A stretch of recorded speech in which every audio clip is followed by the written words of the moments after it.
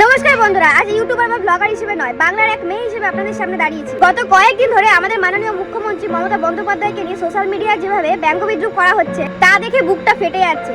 যে মানুষটা তার সারাটা জীবন এই বাংলার জন্য বিলিয়ে দিলেন, আজ তার লড়াইকে আমরা হাসির খোরাক বানিয়ে ফেলেছি। কেন এই বিশ্বাসঘাতকতা? মুখ্যমন্ত্রী সরাসরি বলেছেন তার ভোট চুরি করা হয়েছে, ইচ্ছাকৃতভাবে 100টা সিট কেড়ে নেওয়া হয়েছে। তিনি লড়াইয়ের ময়দান ছাড়ছে না বলে আজ কত মানুষ কত কটু কথা বলছে। কিন্তু একবার ভেবে দেখুন তো, একজন 70 বছর বয়সী মহিলা কেন আজ এই চড়া রোদে একা লড়াই করছে? শুধুমাত্র কি নিজের পথ ধরে রাখার জন্য? না, আপনাদের অধিকার রক্ষা করার জন্য। তিনি হারেননি, তার থেকে জয় ছিনিয়ে নেওয়া হয়েছে।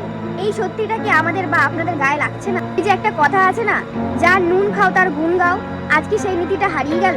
পশ্চিমবঙ্গের ঘরে ঘরে আজ লক্ষ্মীর ভান্ডার পৌঁছায়, কন্যাশ্রী থেকে শুরু করে স্বাস্থ্যসাথী, কত মানুষ উপকৃত হয়েছে। আজ যখন তার কঠিন সময়, তখন আমরাই তাকে নিয়ে ট্রোল করছি। যে হাত দিয়ে আমরা দিদির দেওয়া সুবিধাগুলো নিচ্ছি, সেই হাত দিয়ে তার বিরুদ্ধে কটু কথা লিখছি।